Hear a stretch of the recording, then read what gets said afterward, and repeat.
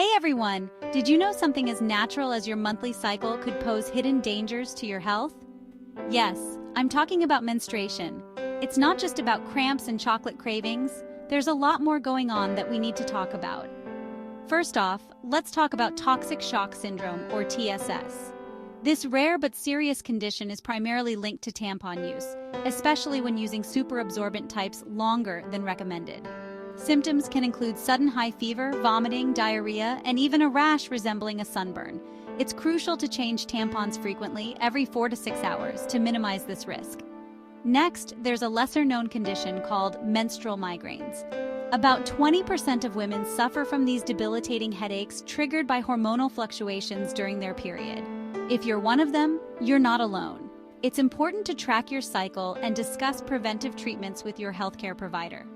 Lastly, let's not overlook mental health. Conditions like premenstrual dysphoric disorder, or PMDD, affect up to 5% of women.